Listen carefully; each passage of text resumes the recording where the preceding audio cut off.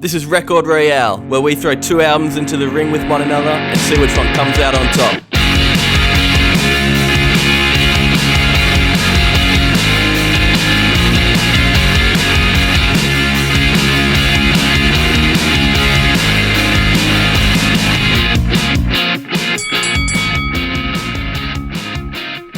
It's not really fair, is it? It's like when you're in grade 12 and you have a game against like the grade 8s or something.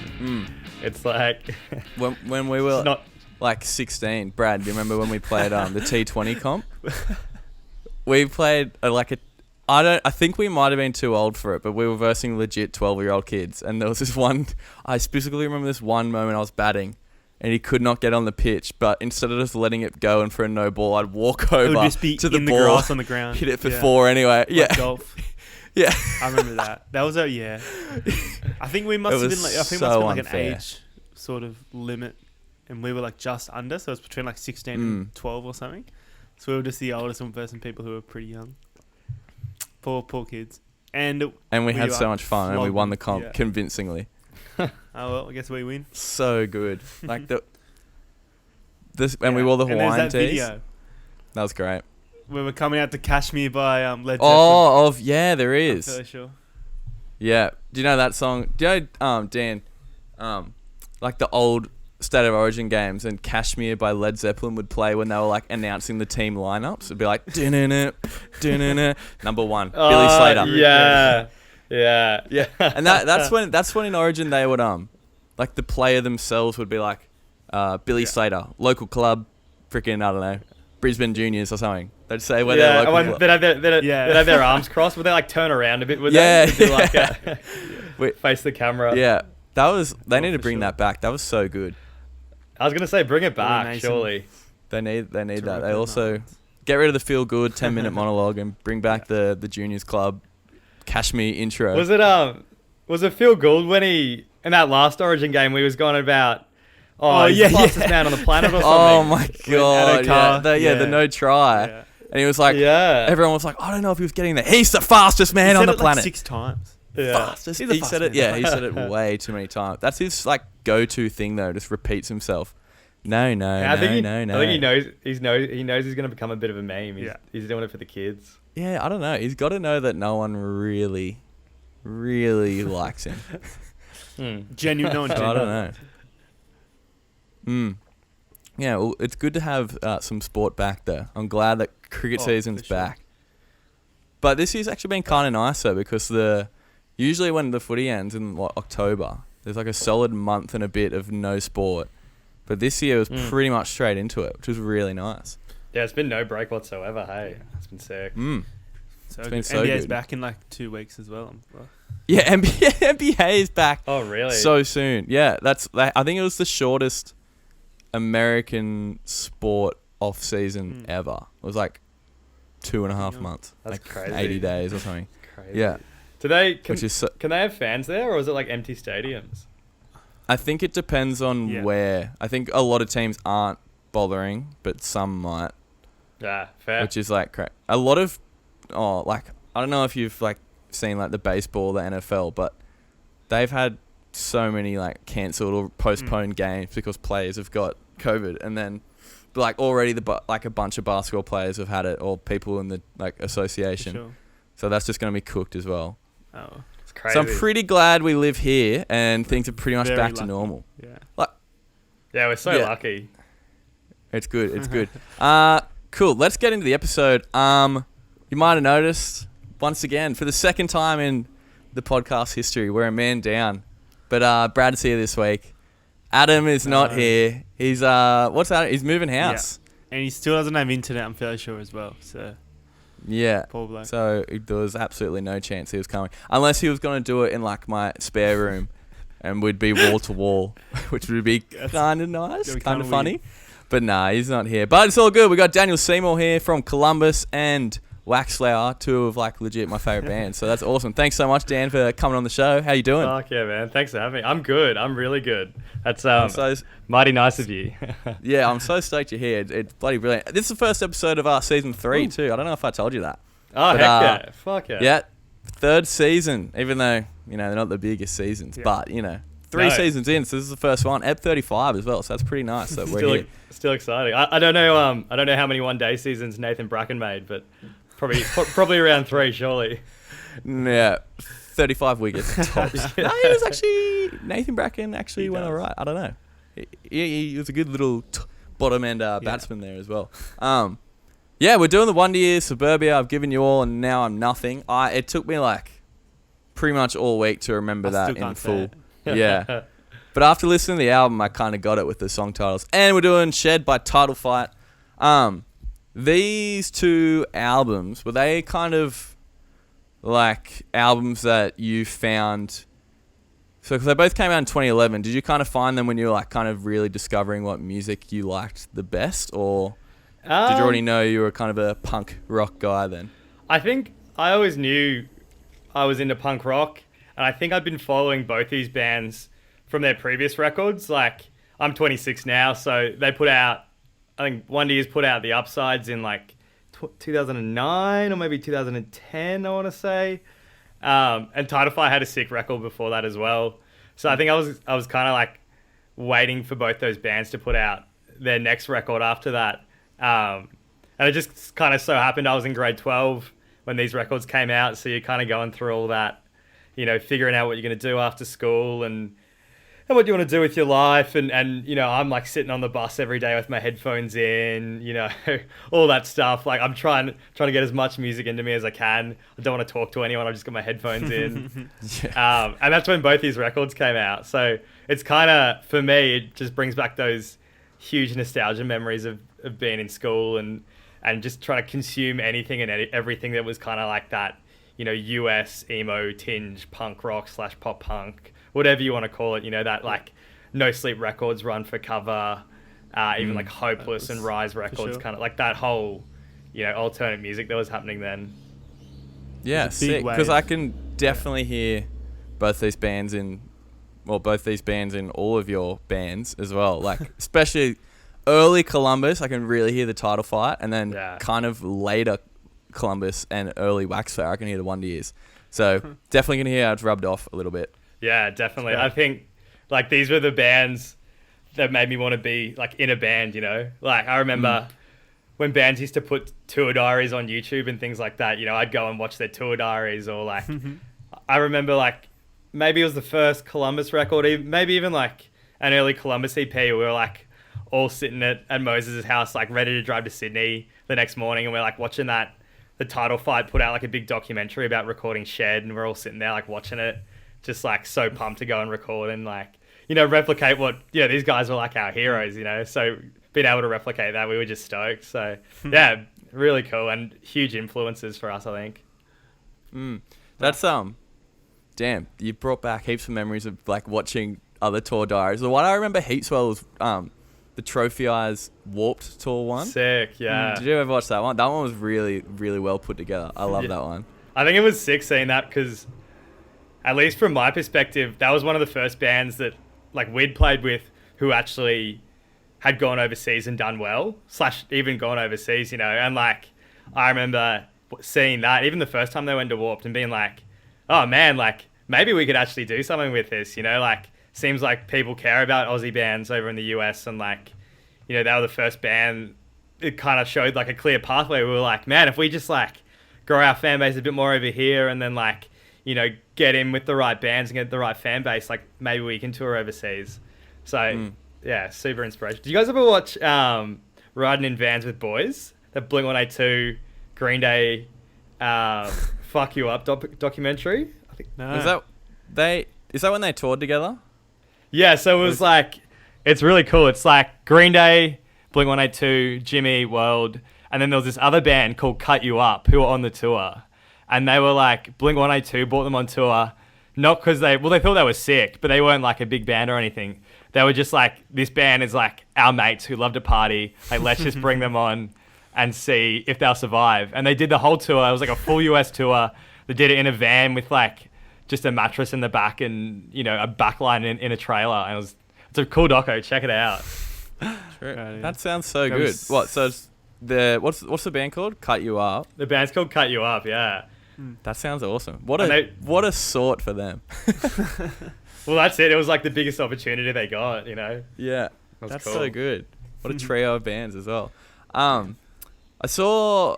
Well, first of all, congrats. Waxflower signed to Rude Records. I know this was a while ago, but that is really, really sick. Were they a label that you guys like identified as someone you wanted to work with, or did they kind of approach you? I think like a bit of both. It's actually really funny. When we like recorded a bunch of songs back in 2018, I emailed the 5 tracks we recorded actually off to the label, and they never heard anything back.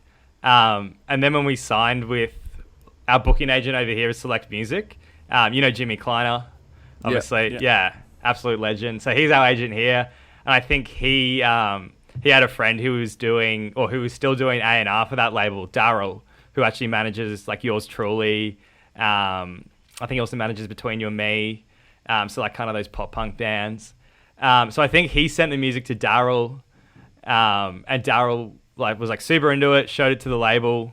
The label really liked it as well, and they like reached out to us, which was sick. And we spent about maybe 6 or 7 months kind of going back and forth and letting them know what we were kind of looking for and seeing what their kind of vision for the band was and what they wanted to do with us, and it all just like lined up really well. So yeah, it's fucking sick, man. They've been great. Like to have a huge team over there and they're based in Italy, which is rad. So have a team over in Europe, really? Yeah, who have kind of like the pedigree that they do with the artists that they've released across like 20 years. So yeah, it's been really sick so far. Yeah, awesome. Very It seems exciting. like a pretty perfect fit. And was the latest single the first release with them? So we put out a song called Again maybe like 2 or 3 weeks ago, and that's like the first of a new batch of songs, but we'd also done 2 singles previously with them as well. Right, okay. Which was actually really good because it gave us kind of a bit of time to build our kind of relationship with them and figure out how we were going to release everything, so that when we came into what is kind of this new batch of songs, we kind of had everything down pat in terms of we knew what we were doing and how to operate and how to kind of get the best out of the relationship, being us in Australia and then them over there. And it was like awesome building that foundation, and yeah, super excited to put out some music with them and keep crushing it, hopefully. Yeah, awesome. I'm so keen. I love the Waxflower stuff you've been doing. It's Thank so you, good. man. That's Sure. sick. Is there any scoop on what sort of new music? Is it going to be a full length? Not allowed to say. Ooh, Under I wraps. can say it won't be a full length yet. Yeah. But we do have plans for a full length, but just not yet. We'll do it. We'll be doing an EP, which will be out early next year probably. Hectic. So yeah, super keen to get it out and kind of have that under our belt and yeah, just see what people think and hopefully people vibe it and we can play some shows. For sure. Yeah, true. Well, let's get into the show then. Let's get into the albums. As always, season 3. Please subscribe to the show, whatever platform you're on. Drop us a 5-star rating and review. Apparently that shit helps on the old charts, and we want to get back up on those Estonia charts. Yeah. We hit it off from Estonia. We're still killing it in New Zealand. And New Zealand. So, yeah, New Zealand. New Zealand tour coming 2022. All right, let's get into it. The Wonder Years are from Lansdowne, Pennsylvania. They formed in 2005. Big 6-piece band. Dan Campbell, vocalist. Matthew, Brash, rhythm guitar. Josh Martin on the bass. Casey Cavalier, lead guitar. Nick Steinborn, keys, guitar. Mike Kennedy, drums. That was at the time of this album. They might have had a different member before this, I think. But yeah, this is at the time of this album. Suburbia, I've Given You All, and Now I'm Nothing. It was their third album, released on June 14th by 2011 by Hopeless Records. I don't think we've done a Hopeless release yet, which is pretty interesting considering like the caliber of bands that have been on that label. Like pop punk bands as well, like Neck Deep, Trophy R's, Sum 41, Tiny Moving Parts are all on that label now. And there's been heaps before it. Taking Back Sunday were on there for a little bit as well. Yeah, I think they signed them kind of in the twilight of the career, I think. True, yeah. Towards the end. They might even still be on there, I'm not sure. They may have done their last album with them and now maybe just no more. But yeah, that's one of a lot of my favourite bands have come from Hopeless. It's produced by Steve Avets, so he did a couple of Dillinger Escape Plan albums, Save the Day, Newfound Glory. This album also features, well, the one song, Summers in PA, features Alan Day and Dan O'Connor from 4 Year Strong. Are you a 4 Year Strong fan, Dan? Dude, not as much now, but definitely when I was this age, I was smashing it. Hey, I was big into it. They're one of those bands. I don't think I've ever heard one of their songs. Really? Yeah. Check them out. They've like these 4 big bearded dudes playing like easy core with like sick riffs, super cool like harmonies, and they smash like real catchy choruses. They're fun. They're heaps of fun. Sounds right up my alley. I might have to give it a go. Yeah. A couple singles, Local Man Ruins Everything and Don't Let Me Cave In. And this one peaked at 73 on the Billboard charts, which is pretty dope for a pop punk album. Yeah, pretty good. It was also Rock Sound's 5th most essential pop punk album of all time. Which is... Let's go. Yeah, that's like... Pop punk albums, you chuck Blink, Fall Out Boy, heaps of... probably Green Day in there as well. So coming at number 5. Someone at Rock Sound likes their Wonder Years. Let's do Title Fight. So they're from Kingston, also in Pennsylvania. Pretty interesting. Jamie Roden, guitar vocal. Ned Russin, bass vocal. Shane, is it Moran, guitar. Ben Russin on the drums. So a couple of bros in the band. Shed was their debut, released on the 3rd of May 2011 by Side One Dummy Records. We've mentioned them before. Pup on Side One Dummy. Well, they used to be. They might not be anymore. Violent Soho as well. Jeff Rosenstock. So also a heaps good record label. A couple of good labels. It's produced by a guy called Walter Schreifels. I think he might have done a couple of other Title Fight ones after this or worked with them. But he also did stuff with Hot Water Music, who we've covered on the pod, and a band called Quicksand, who I think I've heard them before. Maybe not, though. Could be getting mixed up with someone else. 3 singles, 27, Shed and Coxton Yard, and it reached 8 on the Billboard Heat Seekers chart, which is I think it might be like newer bands, American charts. Yeah. So yeah, that's it for those 2 bands. I didn't even realize they were both from Pennsylvania. So that's interesting. Pretty cool. I wonder, is Kingston and Lansdale, they close together? I don't know. I don't know my US town geography. Yeah, I know the states, but not the cities too well. I feel like they definitely like coming up together. They were playing shows together, and I feel like Dan from the Wonder Years even talks about playing like hall shows and like all ages shows and stuff with Title Fight when they're all coming up together. So it's pretty cool. Like that's heaps cool. There's that little pocket of the US, and even from where Title Fight are from, which is Wilkes-Barre in PA, I'm pretty sure like the Menzingers, Tiger's Jaw, Hostage Calm, another band called Captain We're Sinking, like they're all from that area. Yeah. And there was like I remember, might have even been one of the guys from the Menzingers posted like a flyer with like, it was like the Menzingers, Title Fight, Tiger's Jaw, and Captain We're Sinking, like all on the same lineup for like $5, playing like some local bar or something. Damn. Like, there's a lot of really good bands from Pennsylvania. Yeah, it must be something in the water. I don't know. Yeah. It must be, because Philly's in Pennsylvania, isn't it? Yeah, I think. Yeah, so that brings a bunch of heaps good bands as well. Yeah, cool. Let's get into you know what it's time for, the elements. So the Title Fight album, like straight up, I thought it must have came before Basement's debut, but they were released less than 2 months apart. Did they? Okay, Dan, you might be able to answer this question for me. Who was their inspiration? Because both of those albums sound so similar, and like, who were they listening to? I don't know. I think for Title Fight, surely it's bands like early 2000s kind of punk and hardcore bands like Crime and Stereo, and even stuff like Have Heart. And I think is Ned the singer Title Fight. He's like really influenced by like hardcore music, but also like skate punk and things like that. And I think that was what I thought was kind of sick about this record, was it clearly came from like a hardcore scene of someone who's like, he's straight edge. He listens to like, New York hardcore bands, but also like skate punk bands, So it's kind of like the blending of those two, which I always thought was fucking sick. Yeah, so I think he was just listening to a mixture of everything. But I swear that they must have been like 18 or something when they wrote this record. Like they were super young. Oh, really? Yeah, I didn't look into that. About to say, there's a bit of an age gap between these two bands. Yeah, because I know that pretty sick. the record before Shed, there's like some little fact on the internet that they were like 15 or 16 when they wrote that record, which is crazy to think about. Yeah, they sound so. Maybe it's just because how like raw the album is, but they sound so mature on this album. Oh, totally. It's like the production cool. anyway. Even that's Yeah. crazy. I love like the rawness of this like post-hardcore sound. Like the vocals is so like what you see is what you get. Like there's no bells and whistles production-wise as well. And there's like that straight up. Like when you listen to 27, it's just like his vocals at the very start, like so raw. And he's like, my father said, don't be so scared. And it's just like, it hits so fucking hard at the start. It's sick. Yeah, it makes it hit harder. We've done a couple of these albums where it's so raw that it just makes it more aggressive. Like if it was overproduced, it would not work at all. Like if it had the Wonder Years kind of production. Polish. Yeah. Exactly. It wouldn't work.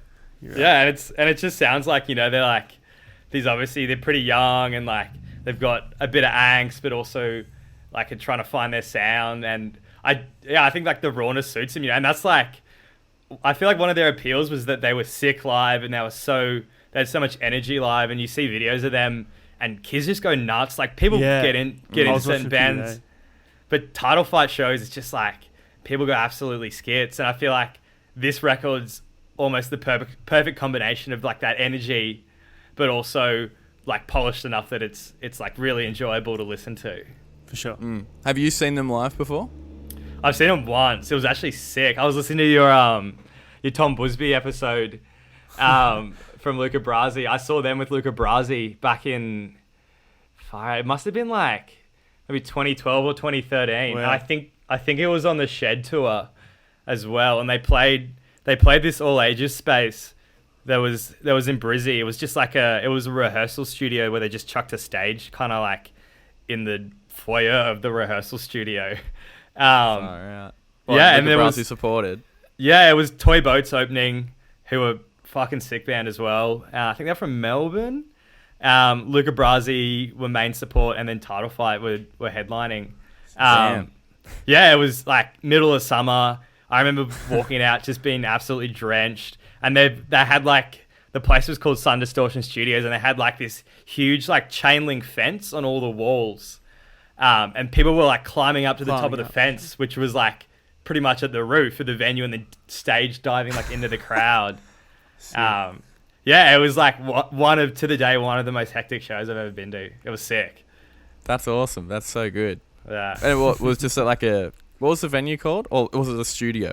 It was this all ages space called Sun Distortion Studios. It was in like Albion and Brisbane, kind of on a train line. I don't think it even exists anymore.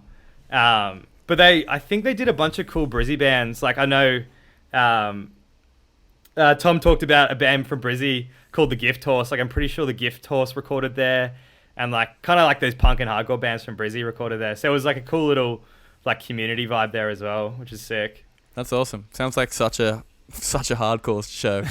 Yeah, like a studio, and everyone's just right next to each other, right next to the band as well. Stage and stuff. Yeah, nuts. Yeah, it was fucking. That's cool, awesome. Man. That's so cool. Have you seen the Wonder Years live? I think, yeah, I've seen them twice. I saw them once in, I think it was 2014. It was actually the year Columbus like opened the Brisbane Soundwave, and we played. And as soon as we finished playing, we like ditched all our gear and ran to one of the other stages because the Wonder Years were like on straight after us. And it was, I remember being like super stoked because we just played Soundwave, which is heaps of fun. And then we were like standing side of stage watching the Wonder Years. And it was just like a super surreal, like cool moment, kind of like having that, you know, like goal when you're young, you know, you want to see your favorite band, but you also want to like either share like a festival or a stage with them. So that was like super cool, kind of the realization of that. And I think we chatted a little bit to Dan afterwards. Like he was super nice. Which was rad. And then I saw them in Sydney a few years later when Columbus was actually recording our first full length. We were staying at our friend Jimmy Kleiner's house, and we were recording with Jay Maas, who plays in a band called Defeater. And I think Jay was like super tight with the Wonder Years guys, so he got us in and stuff. And both times were sick, awesome bands. That's great. That's so good. I think I've never really listened to the 1 Years before, but if someone was to ask me what is pop punk music, I reckon I would show them this album. It is so. I would agree with that. It's so pop punk. Absolutely. Like that's not a that's I guess that's a compliment actually. Like that they nailed what the genre. I guess like I read a lot of things that people said this was like a genre defining and genre changing album. Like obviously I can't really speak to that because I wasn't in the scene at the moment at that time, but I don't know. Yeah, did you kind of get that listening to it? It was definitely like the record before this. They'd kind of done like it was more uplifting lyrically. They had this motif that ran through their previous record that was "I'm Not Sad Anymore," which was kind of like I remember being 16 and thinking that was like the most deepest thing I'd ever heard in my life. Yeah, it's poetic. You know, like if I'd been allowed, I would have tattooed that all over myself, and I'm glad I wasn't. But you know, they kind of had like a bit more of a, not a positive outlook, but like optimistic. It was like, instead of, you know, sad boy, like my girlfriend dumped me, this sucks, kind of classic cookie cutter pop punk. That's kind of like Newfound Glory and stuff we're doing. They were kind of a bit more, I guess like intelligent and had like a bit more of like a line of optimism running through the music. And I know that like Dan, the singer, is a big fan of a poet called Bukowski. So he was like really well read, so knew how to write a bit more, you know, poetically, I guess. So yeah, I would definitely say it shook the genre up a bit in terms of made bands think a bit more about like what their message was and what they were writing, and they couldn't just, you know, put a 2-step beat behind some emo lyrics. Yeah. It sounds like a lot of the time he's just describing his day. Like, yeah, like there's the line on Don't Let Me Cave In. It's just like, I mean, you could pick any line from any song, but this one's like, I spent last night getting Mexican outside the Logan Square basement show with Evan. It's just like, yeah, cool. Yeah. I know what this song, like, which is cool. It makes it super easy to relate to and like connect with. But which I think that kind of like songwriting is more prominent in a lot of pop punk now as well. Like as you said, like older bands, even like Blink-182, Green Day, they weren't as specific. They were very broad in general. But now, like bands like Modern Baseball, I mean, they're not really doing much now, but they were incredibly specific with their lyrics. Yeah, absolutely. Like, they tell you exactly what they're doing, exactly what they're thinking. But it does touch on like super classic pop punk content as well, like like your hometown. Like the whole album is about like pretty much like where you're coming from and where you've been. Yeah, being a better person, I suppose. But yeah, fully. And I think it's not so much like hating his hometown. There's like one song where he kind of talks about how like everyone in his hometown is like, who stay there are kind of like addicted to prescription drugs and stuff. And it's more than just like hating your hometown for the sake of it. He's like, oh, you know, where I grow up is, or where I live is bad because of this, you know, like people need to get out of this place because it's like not, you know, not a good place to stay. So again, I think it just shows a bit more depth lyrically than maybe some of the stuff before it, and really made bands recognize that there was like an audience out there who kind of wanted something a bit deeper than just like that, you know, cut and dry. Yeah. Which is cool. Copy and paste sort of thing. Yeah, that's it. What do you think of the albums, Brad? Do you listen to pop punk? not as much as I used to. I'm not Yeah. like, I like my punk, but the pop, especially something like, I wouldn't go out of my way to listen to 1 Years per se.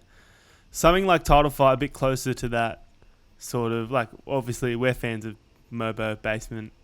I'm a big, like, got into Turnover this past year or so.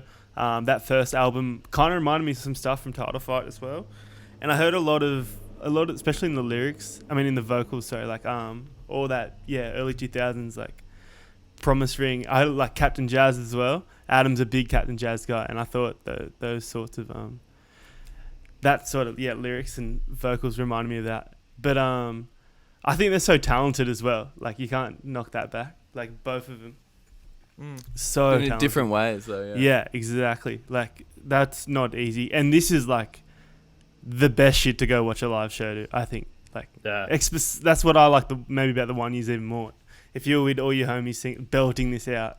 Yeah, there's a lot of gang vocals. That's like no wonder there's no wonder they have such a great community, and no wonder people think like can get really personal with and feel like they're can have a favorite band and be like vulnerable to this sort of stuff because they're right there with them, I reckon.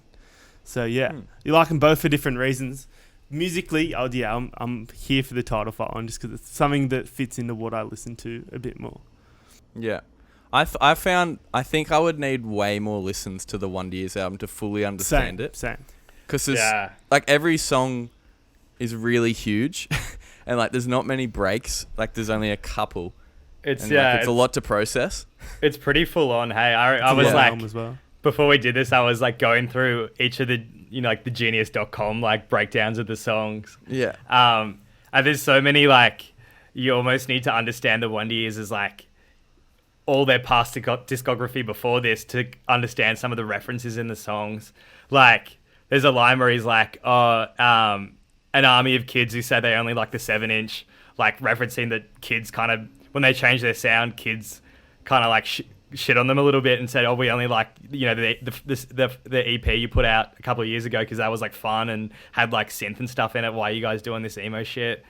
Like, there's like so many references on this album as well to like their last album, or like even like that kind of run for cover, like Pennsylvania scene that they operated in. Like you're talking about that, like on Mexican, with Evan. Like Evan is Evan Weiss from a band called Into It Over It, and they're both super tight. So he's like referencing kind of that. So yeah, you really need to, it's like a sitcom almost, you need to know what all the characters are and what they do. I was just thinking that. It's almost, I think that's heaps cool though, how they like, call back to old music and references. That's pretty cool. It's like a TV show, yeah.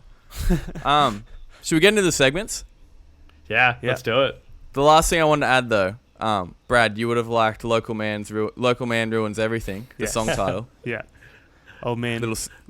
Little Simpsons reference. Yes. Yeah, that was gonna be my tattoo, but it wasn't. Let's bring it in. Let's do Get Inked. Get Inked. All right, the first tattoo ideas of season 3. Now, on last week's episode, we didn't promise anything, but we said we might try and be better because last season we were pretty dog shit with these tattoo ideas.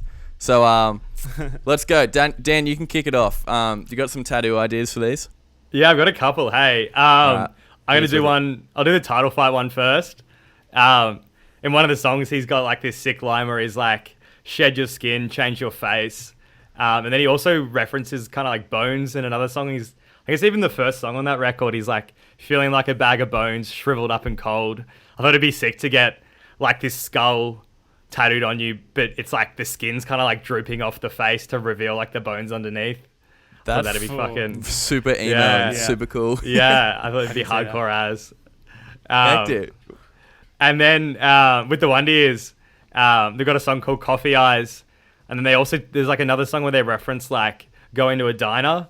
So I thought it'd be cool to like have a tattoo of like a LED sign kind of like next to a diner, and the sign says like Coffee Eyes Diner. It'd be cool little like in reference to the two songs, kind of like matching that up together. So they were my two. They're really good. So glad you kicked it off. There we go. Fuck yeah. No one can get angry. Mine from Title Fight also referenced that the line "feeling like a bag of bones." That's from Coxton Yard. That's the chorus. Yeah, it's so good. I'm also doing the verse, swinging from the tree outside. So it's just like a skeleton on a swing set. Like he's holding like the two sides of a swing, and he's just like swinging. That could look kind of nice on the calf muscle, calf muscle tap. Yeah. And then from the Wonder Years, the opener came out swinging. The line is, "My heart keeps saying stay young.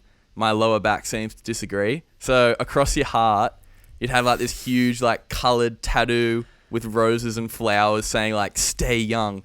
And then just like on top of your lower back in like small font, you just have like please don't. That's it, yeah. I was going to do something very similar to that. So good. Yeah. God. Brad, so what are yours? Not great, even though it's the first seed. We said we'd try. Okay. So mine's from Shed, off the Title Fight record.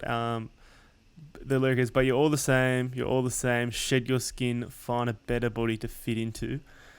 I'm thinking like a Sasquatch. Get this, like a cartoon Sasquatch who's just come out of like the barber shop, and he's got like, so he's still like he's fully heaps hairy, still on his body, but on top he's like got the short back and sides. He's got the straight razor cut, and he's just looking and feeling like no Sasquatch has ever felt before, like Bigfoot's never felt before.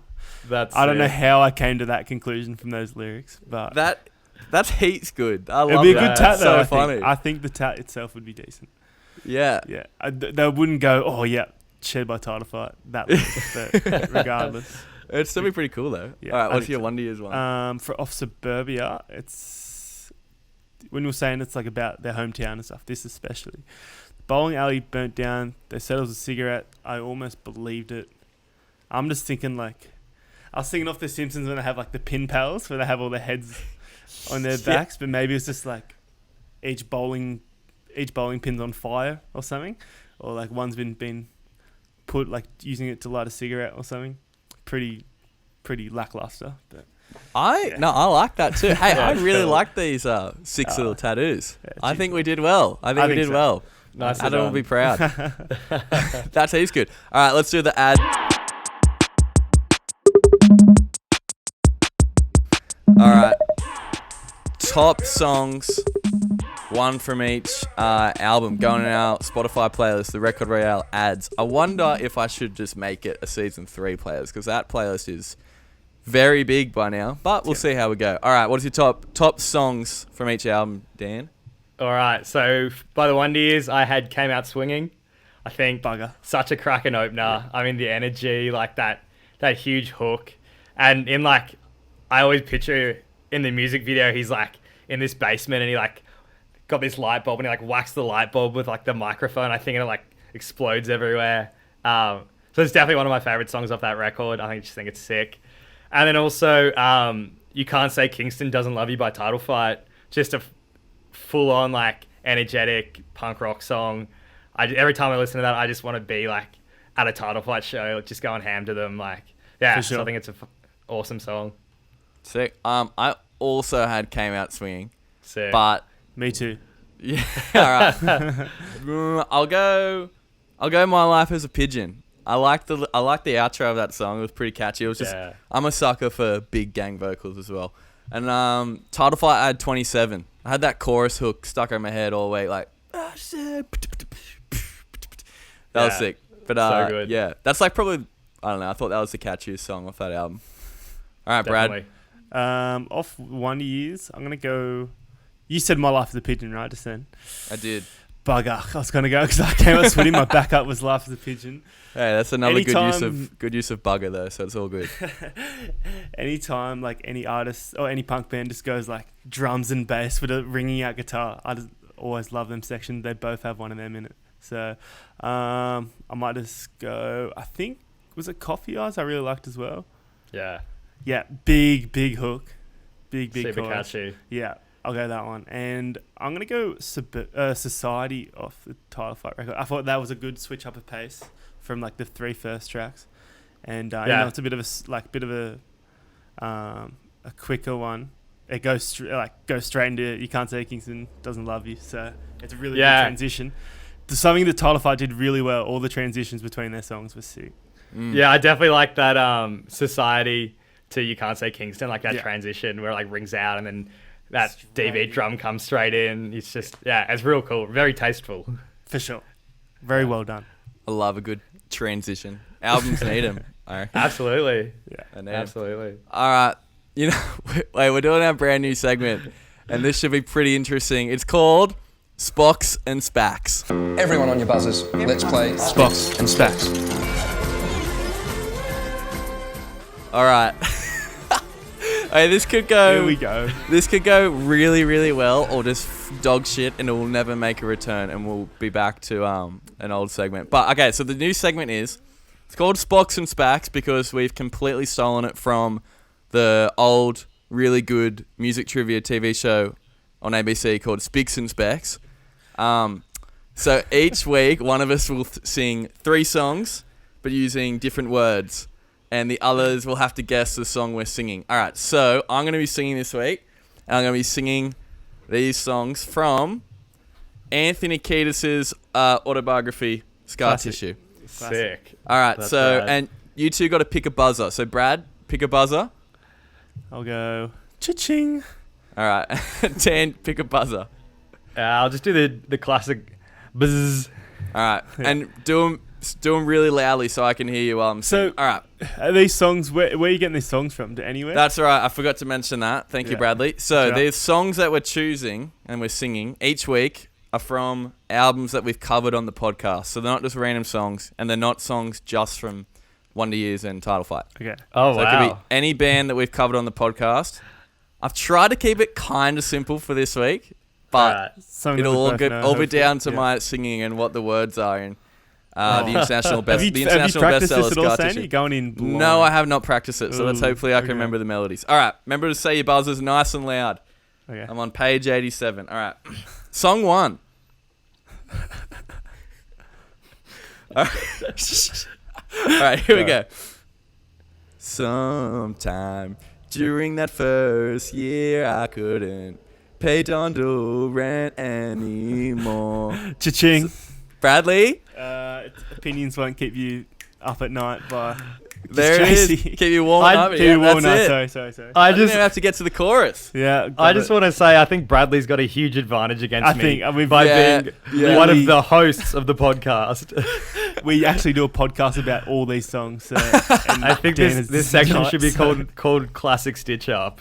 Yeah. No. I've kept it like I think you know these songs. You know all right, these you're songs. right. I did know that. I did know that. All right, you got to know this one as well. I just got to remember the melody. All right, I got it. Here we go. All right, song number 2.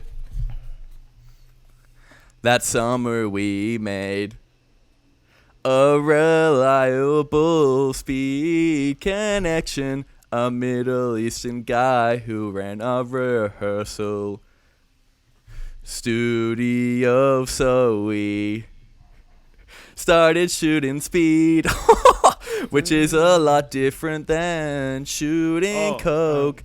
Cocaine is a clean, ultra euphoric, too good. Cha-ching?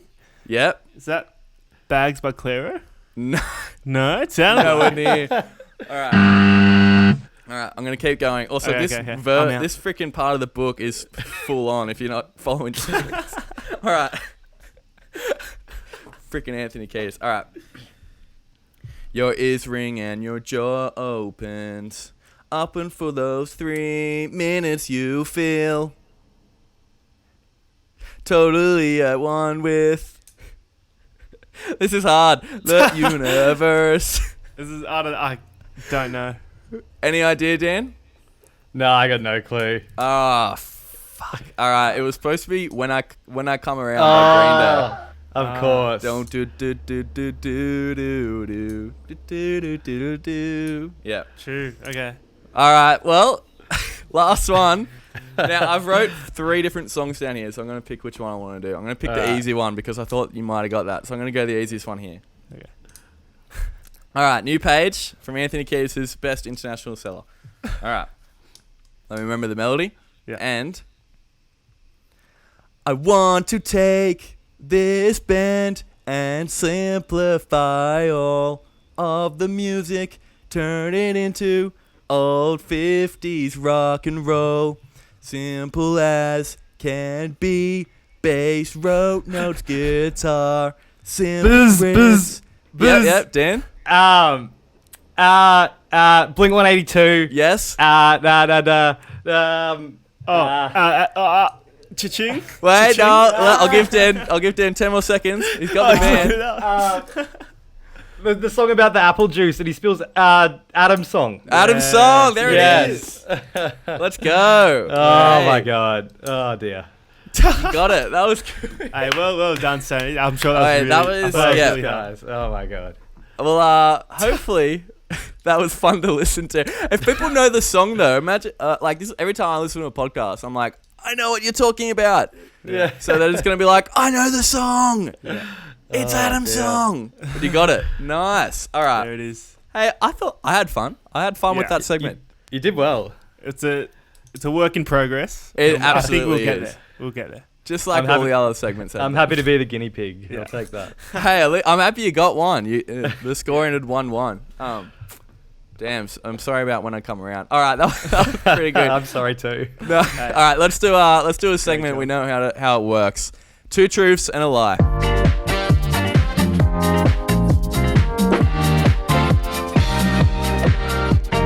All right. Bradley's up this week. He's going to say 3 statements. 2 of them are true. 1 is a lie about these bands, albums, whatever you got. All right, take it away, Brad. Okay, so just a couple fun facts. Okay, Dan Soupy Campbell from the One Years is known to be addicted to carbs, especially bread. Number 2, Shut up. the One Years once did 4 shows in 4 different states in 24 hours. Who? The One Years. Okay. Number 3, Title Fight lead singer Ned Russin said Randy Newman is one of his major influences. I think I Randy may Newman? have heard something about That's- the 4 shows, 4 states, one day. Yeah. Maybe. Randy Newman's the guy who did like Friend and Me off Toy Story and that guy. Yeah. Ooh. So I'm with Will. I know that the 4 shows in what, one day. That's definitely true. Is it true, or I'm just saying I think I've heard it? No, I remember them doing it. It was I feel like it was for this record or even the Greatest Generation, the record after this. They did that. That's But been I don't small know state. about the carb thing. Oh, the He's not- carbs one. No one's addicted to carbs. People are addicted to there was an food. interview. Let me explain myself. I saw in an interview. He said he loves bread so damn much, and he said he has to stop eating it. But is he addicted to carbs or just bread? No, like he said carbs first, and he's like, "Yeah, I'm addicted. I love carbs so much." And then he went on to talk about how much he loves bread, and that he needs to fix up his diet. Fucking hell. So I reckon that's more likely than I Randy reckon that Newman. could be true because on this Yeah. album he even says like he's got a shit diet or like a fast food diet or something. Yeah. But again, this is 2011. When was that interview, Brad?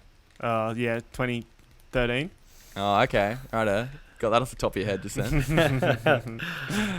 Yeah. Number 3, that could just be true or it may not be true. Like, that's as simple as that. I'd have no idea, hey. It sounds like it could be. I'm going to go with number 1. I reckon number 1's the lie. Yeah. The guy's too skinny. There's no way he's addicted to carbs. Saney?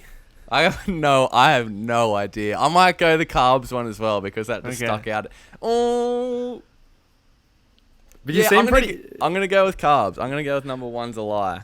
Okay. as You know, well. So we're I'm doubling changing... down. Oh, I'm changing last minute. I'm going with Randy.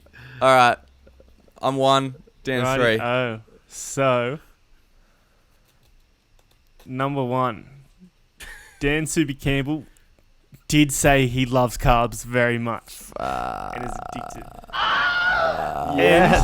I feel kind of bad right now because I've goosed his both because the Wonder Years, they did the 4 shows. It wasn't in 4 different states. Oh, what? That's a lot. Oh, no. Wait, It how- was just, What in was it then? one state, I think. Oh, that is a bit of Yeah. a goose. So I didn't realize you would know it. So I was just like, oh yeah, that sounds fine. That sounds fine. I didn't know you'd be so up to date with his infamous 4 shows in 4 states treatment. Sorry, boys. I kind of goosed you. Oh, that's all It's right. a bit underwhelming, isn't it? Oh well. No, that's okay. That's all right. And yeah, when Ned Russin did one of those Amoeba, what's in my bag or whatever, he's talked about Randy Newman. Said he's very descriptive and like almost you have to listen to him. So yeah, Damn. damn. Radio. All right. Well, fair enough. Let's get into rating these albums. Yeah, Is Dan frozen? I think Dan's a bit frozen. We gotta give these a score out of 10. Brad, did you give it a hell no. specific out of 10? No, we never remember. Dan, we don't give it just out of 10. We got to give it out of 10 something. So should we do Some things. for each album? We'll Should we do pigeons for the Wonder Years? Yeah, I like Yeah, pigeons. 10 pigeons. What about Title Fight? Surely got to be 10 skateboards. Skaties? 10 skating. Tech decks. Has that Tech been done? decks. Yeah, tech decks. I like Tech decks. All right, let's do it. Let's do We'll do the go around the board. Wonder Years out of 10. Pigeons. Dan, what are you giving it? All right, I've given it a 9 pigeons out of 10. Bang. Hell yeah. Yeah, big fan. Sick. All right. I'm going to go. I think every song is like single worthy in terms of like they've just packed every song with as much juice as they wanted, and like hooks. And I can definitely see how people would say this is like one of the best of the new wave kind of like pop punk. But I think I need way more time with it before I can get there. So I'm gonna go. I think I might go 7, because I think if I heard this album like 3 or 4 years ago, I'd be like, yes, this is the best freaking album I've ever heard. Yeah, but like I think sure. that kind of lyrical content is aging on me a little bit. But Yeah, I that's still fair. can get around it. So I'm gonna go 7. 7 pigeons. All right, Bradley. Decent. I'm going to back you up with a little 7.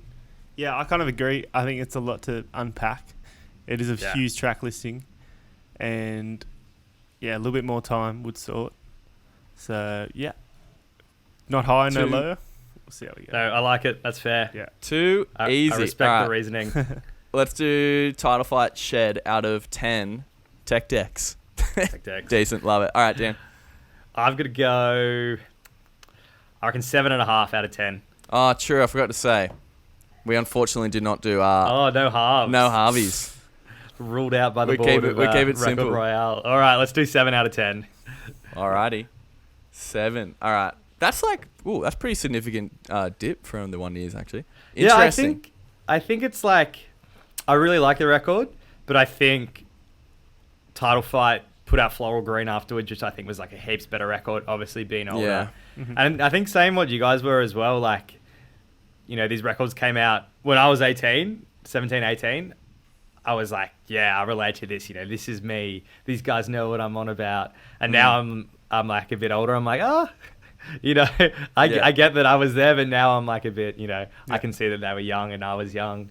So, Sure. yeah. Floral Green was one of the only albums I've ever bought on vinyl before listening to it. I was just like, Oh, fuck wow. it looks cheap. I'm going to get it. And then I listened to it. I was like, sick. whoa, this is so good. Yeah. But for Shed, I'm going to go... I was actually thinking... I might do 8. I liked it wow. heaps, hey. I thought Sick. the rawness... I love, like, this style of, like, production on, like, post-hardcore kind of stuff. Yeah. It's just super simple and hits heaps hard. And, yeah, it's kind of no wonder they're, like, one of the biggest bands in that scene. So, yeah, I'm going 8. 8 tech decks for me. Bang. Fuck Brad? Yeah, I think I'm going to give the advantage to Title Fight here. So I think I got to go an 8 as well. I found it super like authentic in a way. It's just like these kids going so hard and just playing these fast songs. Like some of the videos I've watched like the past few days have been insane, and it makes me like so jealous, and not jealous, just like way simpler times. It'd be so fun to just go back and smash out some show, like go to a show like that in your youth like that. So it made me feel pretty nostalgic, and yeah, I think this sort of music fits in with what I listen to a bit more than the 1 years. So I'm gonna give the advantage. Go 8. Well, you said you're going to give the advantage to Title Fight, but now we have a tie. They've both got 23 out of 30.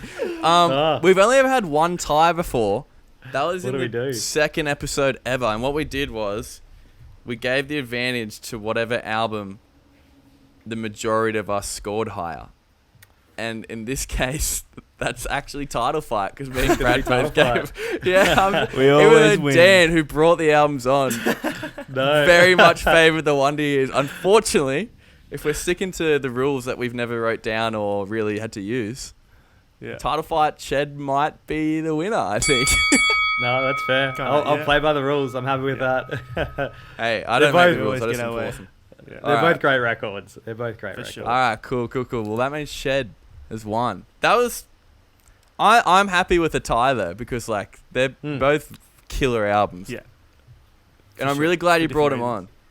They definitely both were, like, genre defining albums, you know? I think both bands put those records out and people were like, you know, this is, like, vastly different records, at least somewhat, but still in that same genre. And, you know, like, those bands could tour together and people wouldn't think it was, like, a weird billing. Yeah. So it was kind of sick. For sure. Yeah, they both kind of did the same thing, but for different, like, subgenres in a way. Yeah, fully. Which is cool. I said to you during the week, I was like, I'm so stoked you did these albums, because it feels like a while since we've done, like, some, like, hardcore punk or, like, pop punk. album. So it's been quite refreshing, and to kick off the first ep of season 3 with a damn bang. And how about that Spox and Spax segment? Eh? Will it be back? So good. Will it be back? You'll have to find out next week for it. Yeah, it might not be back. Who knows? We'll have to see. No, it's gonna be sick. Next week on the show, it's actually gonna be our last episode of the year, and we're gonna be taking a little break after that, but not too long, only a couple of weeks or so. But next week of the year, and we're doing it. It's a Christmas episode. Of course it's going to be a Christmas episode. Mariah Carey's 1994 mega Christmas album called Merry Christmas is going up against Father Christmas himself, Michael Bublé, and his 2012 Christmas album called Christmas. That's right. That's already like charting again, I'm fairly sure. Both of them. Of course they would be. Legit. Every like pop star has a Christmas album now, because... As if you wouldn't. That's like guaranteed plays every year. It's free money. Yeah, like legit. You'd be dumb not to. It's huge. Like for the whole month of December, all you hear is freaking Christmas songs. And guess what? We have to listen to them for a week next week. It should get me in the mood. I'm not ready for Christmas yet. So hopefully it'll get me like ready. Yeah. Yeah, my Christmas tree just went up today, so. It's gonna be good to have some Mariah Carey and some Michael Bublé pumping while the Christmas spirit's up in the air. But yeah, that's next week. Dan, thank you so much for doing this. It's been super fun. Really appreciate it. Pleasure. Thank you so much for having me. I had heaps of fun. Awesome, dude. Awesome. All right, we're gonna wrap this up. Follow us on the socials at Record Royale on all the good stuff. Join our Facebook group, the Record Royale Epic Facebook group Royale. I had something to post in that, and now I forgot what it was. I might remember, and you might see it before this episode comes out. Go follow Columbus, Waxflower, Dan Seymour on all that good stuff. All right, we'll see you next week for the Christmas app. Sweet. See you later. Bye. See you guys. Bye.